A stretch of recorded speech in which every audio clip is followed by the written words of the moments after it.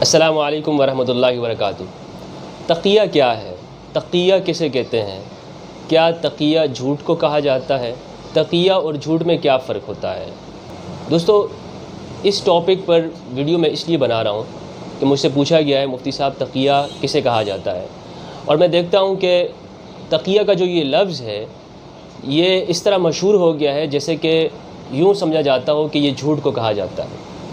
اگر میں ایک صحیح بات بھی کر رہا ہوں تو لوگ یہ سمجھتے ہیں شاید تقیہ ہو رہا ہے، اور شاید اسلام میں یہ کہا گیا ہے کہ آپ جھوٹ بولو، کیونکہ تقیہ کی جو ڈیفینیشن ہے وہ اس طرح کی گئی ہے کہ مسلم کو تو حکم ہے کہ تم جھوٹ بول سکتے ہو، مسلم کو شاید اللہ تعالیٰ نے یہ کہا ہے، قرآن میں ہے کہ جھوٹ بولنا جائز ہے۔ حالانکہ جھوٹ الگ چیز ہوتی ہے کہ آپ واقعے کے خلاف ایک خبر دیتے ہیں۔ مثلاً آپ کسی کو آ کے باہر یوں کہے کہ باہر جناب آگ لگی ہوئی ہے، کسی سے آپ کہیں کہ جی تمہارا بیٹا جو ہے وہ اس کے ساتھ یہ ہو گیا، حالانکہ ایسا نہ ہوا ہو، باہر آگ نہ لگی ہوئی ہو، کوئی واقعہ نہ ہوا ہو، آپ واقعے کے خلاف خبر دے دیتے ہیں جو کہ جھوٹ ہوتی ہے، اور قرآن میں جھوٹ بولنے سے منع کیا گیا ہے۔ جھوٹ کو بہت بڑی بیماری کہا گیا ہے، جھوٹ کو مختلف لفظوں میں کہا گیا، یہ کہا گیا ہے لعنت اللہ علی الکاذبین، جھوٹوں پر خدا کی لعنت ہو۔ تو جھوٹ ایک الگ چیز ہے۔ جھوٹ کسی بھی صورت کے اندر مسلمان کو یہ نہیں کہا گیا ہے، کسی انسان کو بھی نہیں کہا گیا ہے کہ آپ جھوٹ بول سکتے ہیں یا آپ کو جھوٹ بولنا چاہیے یا جھوٹ جائز ہے۔ یہ جو تقیہ ہے یہ کیا ہوتا ہے؟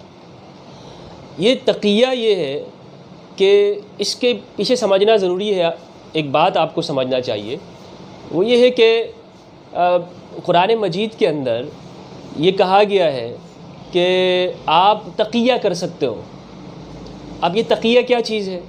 اسلام کے شروع دور کے اندر جب اسلام کا آغاز ہوا تو جو مسلمان ہو رہے تھے اس میں کمزور لوگ بھی تھے، غلام بھی تھے، جو سوسائٹی سماج کے نچلے طبقہ جس کو کہا جاتا ہے غلاموں کا، وہ زیادہ ہو رہے تھے۔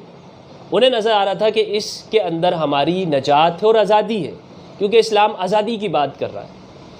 تو جب انہوں نے ایکسیپٹ کیا اس چیز کو، اسلام کو، تو ان پر اس سماج کے اندر، مکہ کے اندر موجود جو اس وقت کے وڈیرے تھے، سردار تھے، چودھری تھے، جاگیردار جو تھے اس وقت کے، ابو جہل، عتبہ، شیبہ جیسا لوگ، انہوں نے ان کے اوپر ظلم کرنا شروع کیا، ان کو روکا، ان کو مارا، ان کو پیٹا۔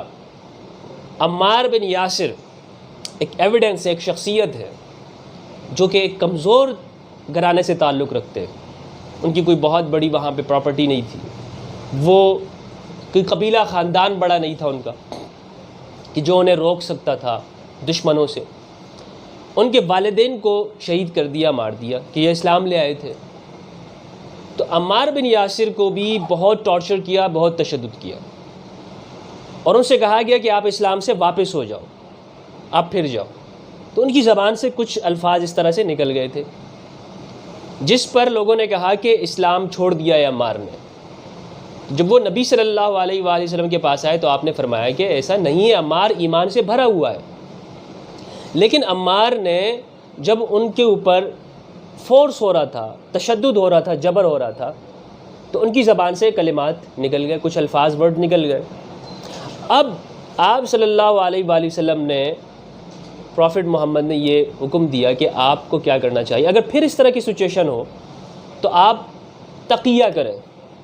اب سمجھیے گا یہ لفظ وہ کیا ہے، وہ یہ ہے کہ جب آپ کو کوئی مجبور کر رہا ہو کہ آپ یہ کام چھوڑ دو، مثلاً آپ باہر جاتے ہیں اور آپ کو دیکھتے ہیں کہ آپ کے اوپر ادھر ادھر سے لوگ حملہ کر دیتے ہیں، ڈاکو آ جاتے ہیں، آپ کا مال چھیننا چاہتے ہیں، تو آپ کی کوشش ہوتی ہے کہ کم سے کم میرا نقصان ہو۔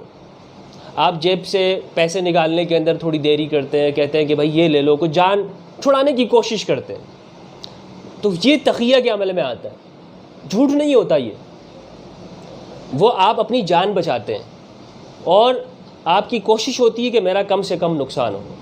تو جب اس طرح کی سچویشن ہو کہ جہاں پر دشمنوں کا خوف ہو، جیسے ڈاکوؤں کا ہوتا ہے اور لوگوں کا جو آپ کے مال کے اوپر نظر رکھتے ہیں، یا کوئی آپ کے مذہب کے اوپر نظر رکھنا چاہتا ہے اور آپ کو بدلنا چاہتا ہے، اس وقت آپ اس کی بات تھوڑی بہت مان لیتے ہیں، کیونکہ آپ کے اوپر تو گن رکھی ہوئی ہے، آپ کے اوپر تو زبردستی کی جا رہی ہے، تو آپ کہتے ہو کہ بھائی ٹھیک ہے میں اس چیز کو مان لیتا ہوں، لیکن ایسا ہوتا نہیں ہے۔ آپ کہتے، آپ دل سے اس کو مانتے نہیں ہو، آپ سامنے ان کی بات کو مان لیتے، اس کو کہتے ہیں تقیہ۔ تو تقیہ کی اجازت ہے، اسلام میں اس چیز کو اجازت دی گئی ہے، لیکن یہ جھوٹ نہیں ہوتا، یہ جھوٹ نہیں ہے۔ اس کی ایک اور مثال میں آپ کو دیتا ہوں، سیرت النبی صلی اللہ علیہ وآلہ وسلم سے اس کی سیرت ملتی ہے صلح حدیبیہ کے اوپر۔ صلح حدیبیہ یہ تھی، اسلام کے اندر ایک صلح ہے جس کو قرآن مجید کے اندر فتح مبین کہا گیا ہے کہ یہ فتح ہے، اصل وکٹری ہے یہ۔ اس میں یہ ہوا تھا کہ آپ اپنے اصحاب کے ساتھ مکہ سے روانہ ہوئے، راستے میں حدیبیہ ایک مقام آتا ہے، وہاں پر آپ کو روک لیا گیا، اور عرب کے جو ظالم اور مشرکین تھے انہوں نے کہا کہ ہم آپ کو مکہ نہیں جانے دیں گے۔ تو اس وقت میں ایک معاہدہ، ایک ریٹن لکھا جا رہا تھا، اس میں انہوں نے کہا، جب لکھا گیا تو آپ صلی اللہ علیہ وآلہ وسلم نے امام علی سے کہا کہ تم لکھو یہ جو معاہدہ ہے، یہ جو کانٹریکٹ ہے، یہ محمد رسول اللہ صلی اللہ علیہ وآلہ وسلم کی طرف سے قریش کے ساتھ ہے۔ تو انہوں نے کہا کہ ہم آپ کو تو رسول اللہ مانتے نہیں ہیں، آپ یہ رسول اللہ کے ورڈ مٹا دیجئے، ہم آپ کو رسول اللہ نہیں مانتے۔ تو آپ صلی اللہ علیہ وآلہ وسلم نے اس وقت سیدنا امام علی سے کہا کہ اس رسول اللہ کو مٹا دو۔ امام علی نے کہا کہ میں اس کو نہیں مٹاتا ہوں۔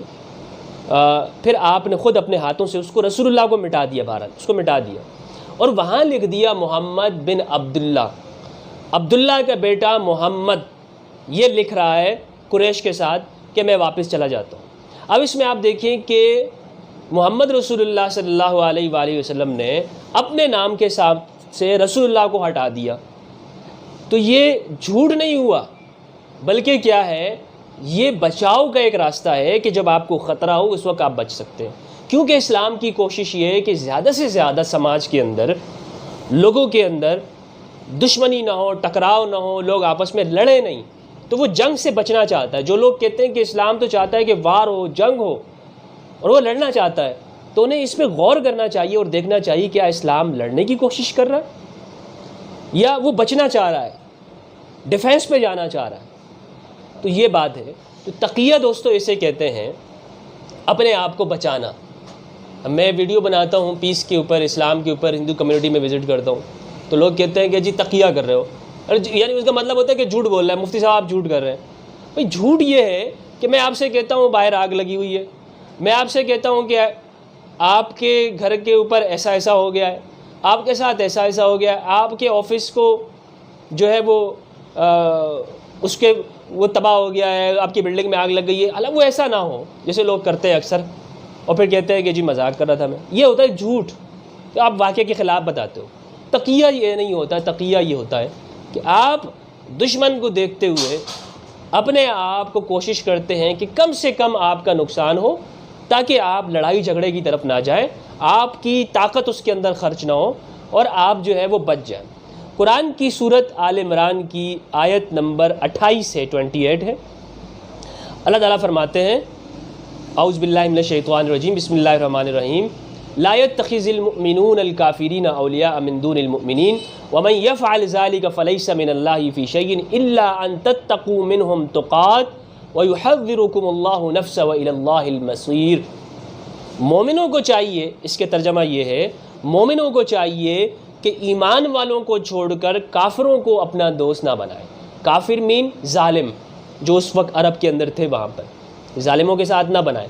آپ بھی دیکھتے ہیں کہ اگر ایک شخص وہ ہے جو لوگوں کے اوپر اتیاچار کرتا ہو، ظلم کرتا ہو، اور آپ کا دوست اس کے ساتھ کھڑا ہو جائے، تو اس کا مطلب آپ یہ نکالتے ہیں کہ بھائی میرا دوست صحیح نہیں ہے، اگر میرا دوست ہوتا تو دشمنوں کے ساتھ نہ ہوتا۔ تو یہ ہے، اور جو ایسا کرے گا وہ اللہ تعالیٰ کی کسی حمایت میں نہیں، مگر یہ کہ ان کے نقصان سے، ان کے شر سے کسی طرح بچاؤ مقصد ہو، یا آپ چاہتے ہو کہ ان کے شر سے آپ بچنا چاہتے ہو، تو فرمایا کہ آپ کیا کر سکتے ہو، تقیہ کرو۔ آپ کیا کریں، تقیہ کریں۔ تو تقیہ کا یہ مطلب ہے، تقیہ بری چیز نہیں ہے، تقیہ ایک وقت کے اندر ایک اسٹریٹجی ہے جو آپ اپناتے ہیں، اس اسٹریٹجی کے مطابق آپ کام کرتے ہیں۔ تو امید ہے آپ کو یہ تقیہ کا معنی، تقیہ کی میننگ سمجھ آ گئی ہوگی۔ دعا ہے کہ اللہ تعالیٰ ہم سب کو سمجھ دے۔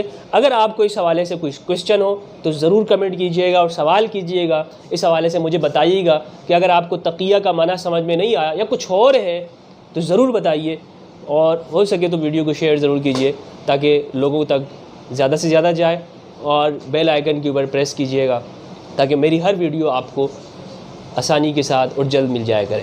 بہت بہت شکریہ۔